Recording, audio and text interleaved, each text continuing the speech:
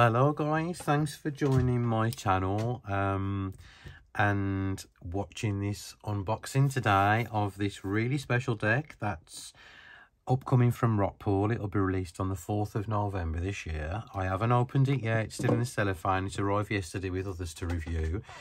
So I know people have been really excited to see this deck in mass market form because it was originally a Kickstarter deck, and it's by Travis McHenry. This is the this will be the fourth mass market deck from Travis, published by Rockpool, available. I've got quite high expectations for this, and I'm looking forward to going through the cards with you guys. Let me just read the blurb on the back of the box. It says, "A deck of daydreams and nightmares. There are a few artists whose work has sustained the power to shock, amaze and delight audiences for over 500 years, but anyone who views the Garden of Earthly Delights will surely experience all three emotions at once." Although Hieronymus Bosch has a reputation of being a brilliant madman, in his time he was regarded as a master of art. His unique dreamlike style led him to be crowned the first surrealist in a period when the artistic consensus was one of realism. Renowned occultist and best-selling author Travis McHenry has painstakingly isolated scenes and characters from Bosch's work to capture the philosophy of traditional tarot cards. The result is a deck that is beautiful, inspirational, and unlike anything you've ever seen before. Sometimes humorous, sometimes haunting, but always captivating, the Hieronymus Bosch Tarot sets a new benchmark for modern tarot card decks. I remember a few years ago, maybe 20 years ago, I think it was Los Scarabeo bought the Bosch Tarot out. I didn't actually have it, but I remember seeing it around at the time, so it was quite popular. And so, this one's obviously been modernised. The cards are borderless as well. So let's get to it and take off this this cellophane on the box, and I'll go through the cards with you. This, as I said, this is released on the 4th of November this year, so I think it's available for pre-order now. It's in this this lovely kind of metallic box as well, and it looks to me like it opens like that.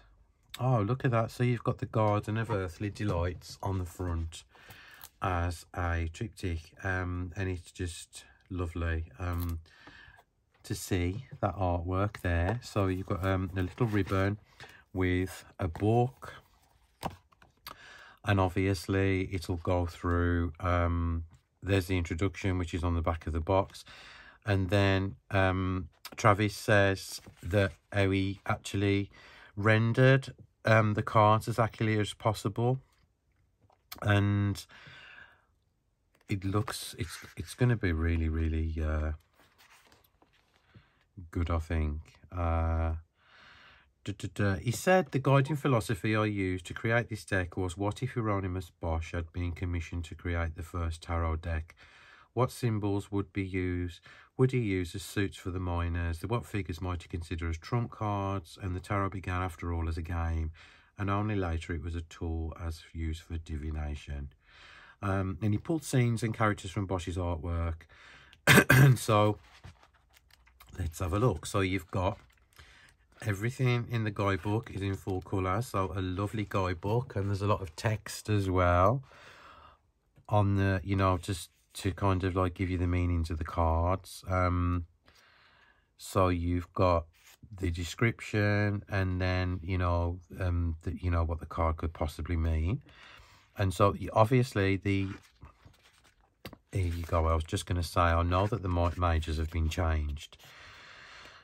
So we've got the majors, we've got the Wayfarer, which is the Fool, the Conjurer, which is the Magician, but they're all numbered anyway. So if you if you're already a seasoned tarot reader, you'll have no problems working out which card's which, because they're all numbered. So let's just have another quick look at the guidebook. So the the minor arcana. Instead of forcing Bosch's images into the traditional four suits of the tarot, this minor arcana has been designed around Bosch's motifs and allegories. His most commonly recurring symbols were berries, birds, skates, swords, vessels, barrels, vases, cups, books and coins. Many of these symbols have familiar correspondences in the traditional tarot. With the suits rearranged, it is not necessary to rely on numbered cards. Each suit is now comprised entirely of court cards, along with an ace, which represents the suit's meaning as a whole. This novel approach brings new life to the minor arcana, and once the octaves of the court cards are learned, reading with these cards becomes second nature. Right, okay. This is where it might become a little bit problematic if it's actually out of the traditional way of the tarot card deck. Right, so we've got minor arcana suits. So we've got berries is earth, birds is air, which figures, skates is water and metal, swords is metal and fire, vessels is water, books earth and air, coins is metal. I think I'm doing this right. And 7 deadly sins is fire. And then you've got the minor arcana court cards, page, knight, baron, prince, princess, queen, king and ace. So how many cards are in this deck? It doesn't say, so let's just get the cards out. So I already think I'm going to be struggling with it. Actually doesn't say how many cards are in the deck. Is it 78 or more, or have the suits been broken down? See, this is the trouble, isn't it, when you like kind of do like a live-ish unboxing, because you like looking at it blind. So I'll just go through it anyway and we'll just see what's what. Okay, let's put the box to one side, and then we'll, if we stumble upon any problems, we can have a look what's what. So the Wayfarer, the Fool, and you've also got the keywords at the bottom. So the path ahead, adventure choices, and then we've got the Conjurer, abilities, creation, deception,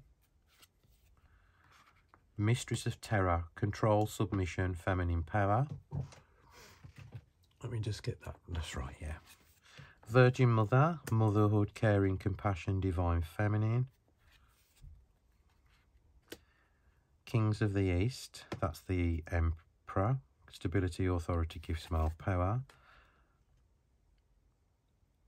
So number 5 has been already changed. That's the surgeon. He's actually doing something to that guy's head, performing an operation. And you've got health, removal of blockages and unnecessary worry. So that completely differs already from the Hierophant. So we'll have a look what Travis has said.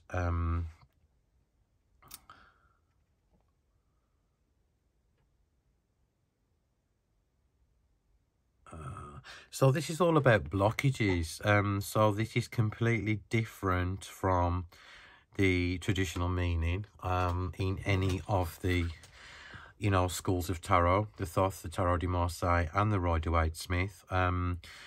You've got a surgeon operates on the head of a patient while an attendant in religious vestments gives instructions. Oh, right, I can see there where the Hierophant may be coming with a religious person there. The patient stares directly at the viewer. His expression indicates dullness, but certainly not pain.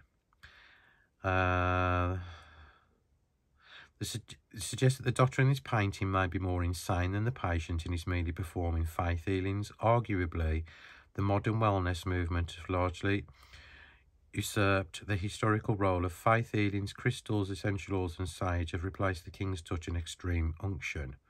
Similarly, modern spiritual practices now fulfill the priest's role when healing is required. Our emotional and mental blocks were placed by our subconscious mind to help us cope with past trauma, but they are not physical impediments to our growth or well-being. I really need to kind of, I think this is going to be one of those decks where you're going to have to study with it before you can actually read with it. So I'm not dismissing it or saying anything negative about it, because the artwork is incredibly beautiful, but I don't know about the system, how it will work as a tarot deck properly. So you've got number 7, which is normally the Chariot, is now being turned to deception. So you've got lies, deceit, hidden truths and secrets. 8, conflict, adversity, stupidity is ignorance. 9, that kind of like relates to the Hermit, I suppose. Revelation, knowledge, light in darkness. 10, table of plenty. 11, the flower pusher. So you've got force, justice and strength. How fab is that? Right, so the barrel boy. Stillness, patience, inner reflection, restraint. So that's like the hangman, death. And then 14, we've got paradise. Temptation is the devil. River to hell is the tower. The moon on the dreamer. So you've got the Grail Knight. Blaze of glory, trickery, danger of failure, honour, courage. The Christ child. Birth, children, learning, new beginnings. Ascent of the blessed. Rebirth, recognition, assistance, promotion. And then the world. Right. Now, what I'm hoping is, because Travis has actually changed the system completely, and you heard what I said about, the berries and everything in here, I'm hoping that there are keywords. So, is it a tarot deck? Is it an oracle deck? I don't know. Maybe more leaning on the sides of an oracle deck. So we've got Page of Berries. You've got helpful, giving, sharing, a friend. Knight of Berries, dissatisfaction, a talented person. Baron of Berries, ambition at any cost, desire, broken promises. And then the Princess, courtship, love, romance, relationship. And then the Queen. Oh, and then the King. So you've got actually 1, 2, 3, 4, 5, 6 court cards in the berries. And then we've got the Ace.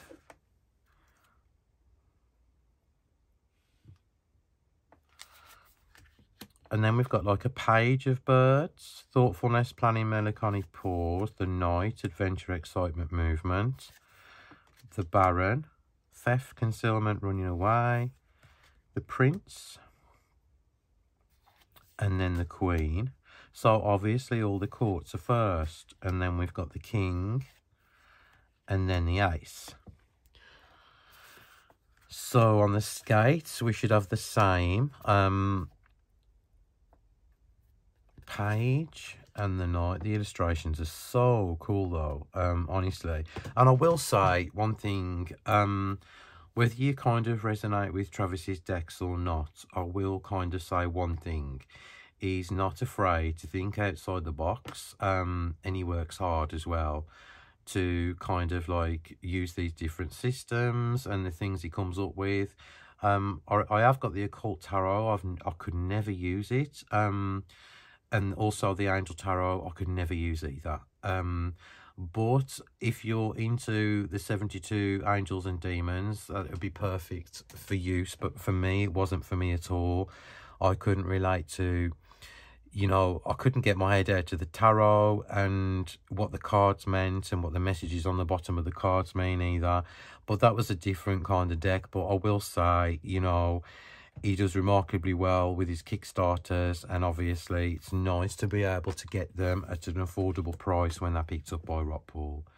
But the illustrations, and because they're Bosch and the way Travis has manipulated them, they are absolutely brilliant. And I love so much. A perfect deck as well to be using for this time of the year as well, towards Samhain, Halloween. And I know a lot of people will probably be saying, oh, this is a shadow work deck because the artwork is kind of dark and grim and kind of nightmarish as well.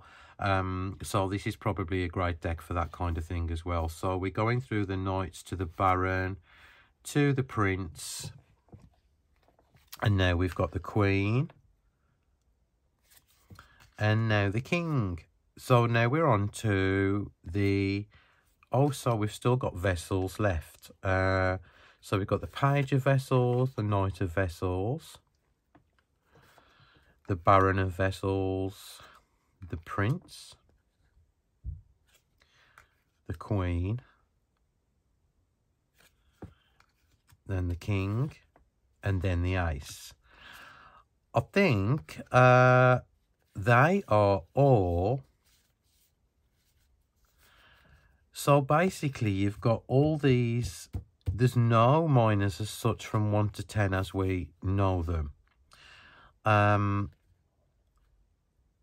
obviously it unfolds as it goes along. So what I'm going to do is I'm going to kind of like take the guidebook later, study it tonight, and then see how I can get my head around this system, because it is obviously, why is there so many queens, why are there so many pages? I know people are going to be saying, but it's obviously there for a reason, and the system's in place for a reason.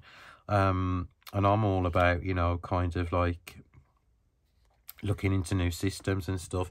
That page of coin is absolutely brilliant. Somebody's shitting out coins there. Poor spending habits. You know, who can't relate? Yeah, the way he's kind of like put Bosch's artwork to the cards. And what also helps, what is brilliant, is the kind of like little keywords on the bottom of each card. So you're not sitting there scratching your head thinking, well, what does that mean? Where has he got that from? And you got the Queen of Coins there asking for help, poverty, using your skills. And there's somebody clearly offering a bowl to that woman in the card. King of Coins, hoarding, inheritance, and willingness to share. Ace of Coins. And then you've got the sins. So you've got wrath, lust, sloth, sin of wrath, sin of lust, sin of sloth, sin of envy, sin of gluttony, sin of greed, sin of pride. And then you've got kings. You've got kings of the east, the Virgin Mother, mistress of terror. Oh, that's obviously, this is right back to the beginning again. Right, sorry, right, you know what a mess I am. So hang on. So we've got the sins, right? So there should be 7 of them. Now let me see how many cards are in here, because I didn't actually count them. So we've got 1, 2, 3, 4, 5, 6, 7, 8, 9, 10, 11, 12, 13, 14, 15, 16, 17, 18, 19, 20, 1, 2, 3, 4, 5, 6, 7, 8, 9, 30. 1, 2, 3, 4, 5, 6, 7, 8, 9, 40. 1, 2, 3, 4, 5, 6, 7, 8, 9, 50. 1, 2, 3, 4, 5, 6, 7, 8, 9, 60, 61. So you've got 61 in the minors and obviously the majors. So that's more than a tarot deck. Do you know what? When I saw that everything was different, and there wasn't like a 1 to 10, and then the court cards, as like in a traditional tarot, I was kind of like thrown off path. But looking through it for the first time, it is quite incredible, because let's have a look where it says you've got the suit of birds, so air. So that corresponds obviously to movement, travel, personal growth. In Bosch's art, birds often represent a connection to divine power, such as the all-seeing eyes of the owl being like an omniscient God staring into our souls. Just like the air signs of the zodiac, birds switch direction from one moment to the next, and it's up to the rest of the flock to keep pace. This suit should be especially attractive for animal lovers or those who are restless and enjoy constant change or activity. When appearing in a reading, this suit may indicate specific family members or family types, a father a figure, a brother from another mother, or similar individuals who are extremely close to the reader. And so then you go to the page of birds, and there's all explanations there, and then the night, thoughtfulness, and then adventure, excitement. I really am looking forward to actually, you know, using this deck. So you've got 1, 2, how many? So you've got 1, 2, 3. It's really, really cool. Suit of Swords, Queen of Swords. Yeah, it's alright, I'm just thinking out loud. I'm just like looking and I'm thinking, you know, the concept is absolutely brilliant, and obviously at the back Travis is giving index of paintings and the cards. So like for each one. And then from the Garden of Earthly Delights, which a lot of the artwork is from. You know, you've got like the left panel is Eden, the centre is Earthly Delights, and the right panel is Hell. And so he tells you which card is from the Hell panel. And then you've always got all these on here as well. So everything is marked down if you're interested in what paintings the cards come from originally. And you've got the back, the index of cards and paintings, what they're all from as well. So there has a lot of work gone into this deck. And then you've got about the author. And it was, the artist is obviously Bosch. Hieronymus van Eycken was born in the Duchy of Brabant in the Netherlands. So you've got that, and then you've got all this about Travis as well. And there's these contact details. I'm sure you all know who he is anyway. You know, he doesn't need much of an introduction these days. And so there is the Garden of Earthly Delights as well on the back of the card. I didn't mention the card stock. It's matte, it's lovely. And it's got this incredibly lovely metallic blue edging all the way around it as well.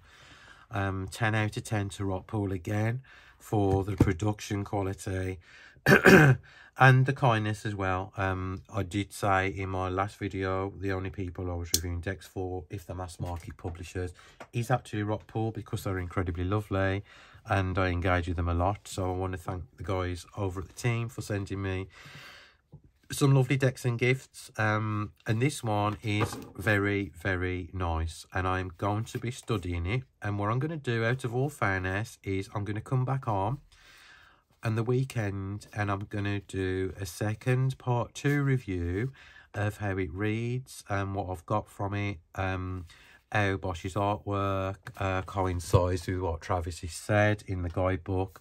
And so I'm really looking forward to working with this over the next few days. So thank you so much, guys, for watching the review, this blind review I've done. And this is the Hieronymus Bosch Tarot by Travis McHenry, published by Rockpool, and it is available from the 4th of November. So thanks so much, guys. I'm going to be back later on today reviewing the new deck by Janine Worthington, and so keep an eye out for that one. Thanks for your love, thanks for your support and your kindness, and I'll see you all soon. Bye, guys.